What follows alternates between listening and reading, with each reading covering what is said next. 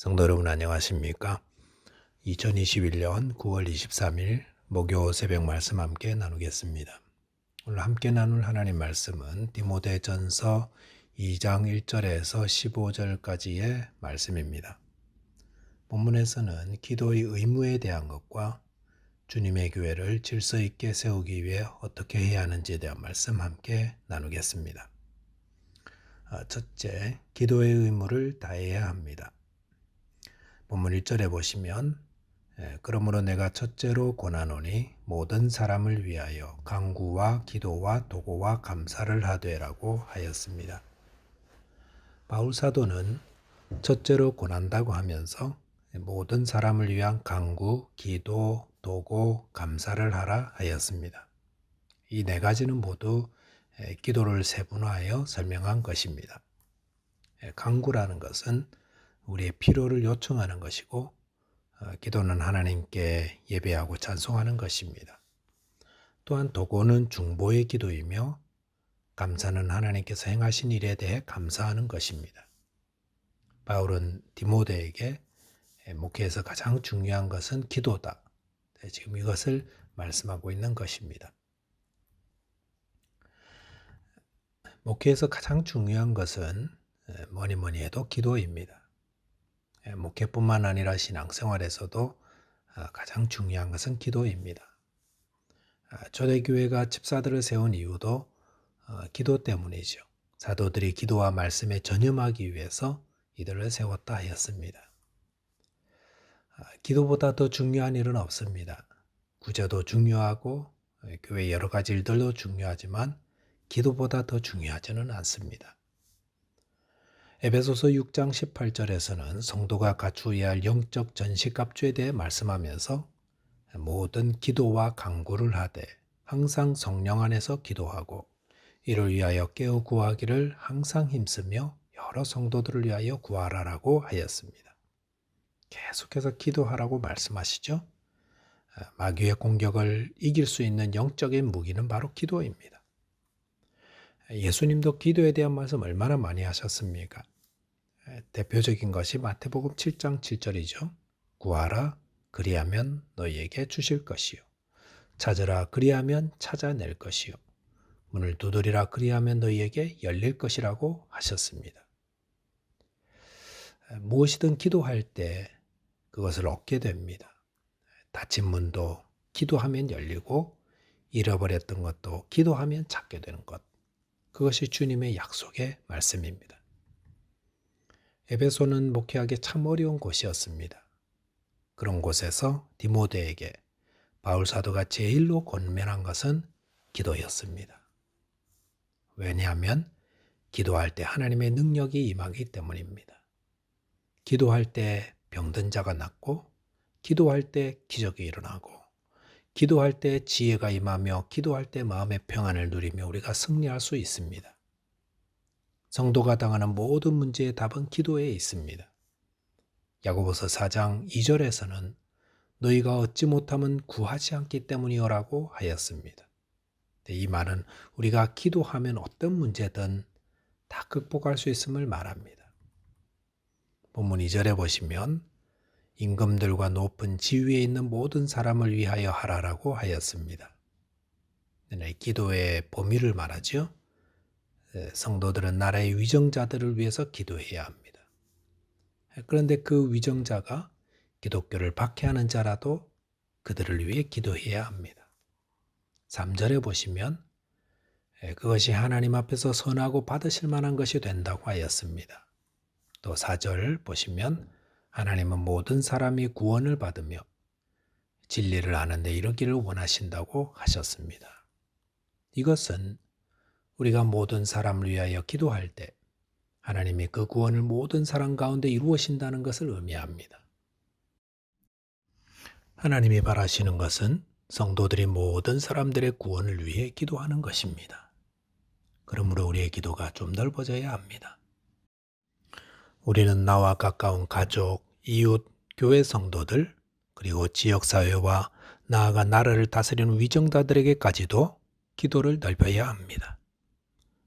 성도는 기도를 통해 하나님의 구원의 사역을 이루어갈 수 있습니다.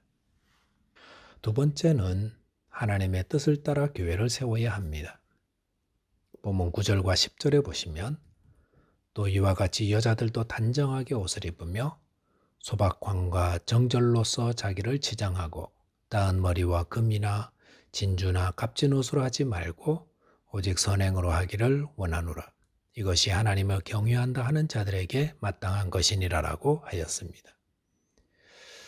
기도에 대한 가르침 이후에 바울은 여자 성도들에게 그들의 외모를 가꾸는 일보다 소박하고 정결과 선행으로 자기를 치장하라고 권면하였습니다.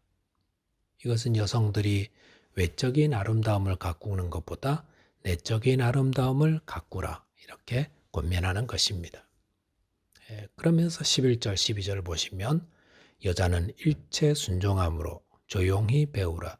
여자가 가르치는 것과 남자를 주관하는 것을 허락하지 아니하노니 오직 조용할지니라라고 하였습니다. 바울 사도는 에베소 교회 안에서 여자는 순종함으로 조용히 배우라고 하였습니다. 바울이 왜 이런 말씀을 하였을까요? 그것은 당시 에베소에 있는 신상 숭배 제사로 인해서 그것 때문에 연관이 있다고 할 수 있습니다. 에베소의 신상 숭배 제사는 매우 음란했습니다. 그런데 그 제사는 여자 사제들의 주도적으로 이끌어졌는데 그래서 교회 안에서 여자 성도들이 전면에 나서서 가르치는 일을 하거나 리더십을 발휘하게 되면 그것은 자칫 에베소 신상 숭배 제사와 닮아 보였고 그 결과 교회 안에 혼란이 일어나며 또 질서를 깨뜨릴 소지가 컸기 때문에 여자들이 나서는 것을 금하였다라고 할 수 있습니다. 13절 14절에 보시면 이는 아담이 먼저 지음을 받고 하와가 그 후며 아담이 속은 것이 아니고 여자가 속아 죄에 빠졌음이라라고 하였습니다. 바울 사도는 하나님이 남자를 먼저 만드셨고 하와가 그 후에 만들어졌다고 하며 또한 하와가 먼저 뱀에게 속아 죄에 빠졌기 때문에 여자들은 가르침을 받으라 말씀하고 있습니다. 아마도 이것은 하나님이 여자들에게 주신 민감한 감수성과 개방성 그리고 직관력 때문이라 할 수 있습니다. 그렇다고 해서 이것이 하나님이 남성을 여성보다 더 우월하게 만드셨음을 의미하지 않습니다. 하와는 속아서 선악과를 따먹었습니다. 하지만 아담은 그가 무엇을 하는지 정확히 알면서 하와를 사랑하기 때문에 알면서 죄를 지었습니다. 그래서 죄의 크기로 따지면 알고 죄를 지은 사람인 아담의 죄가 더 크다 할 수 있습니다.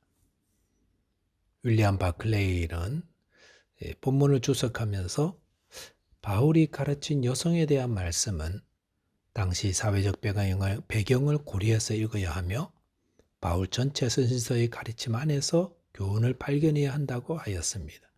즉, 바울이 다른 서신서에서 여성에 대해서 어떻게 가르쳤습니까?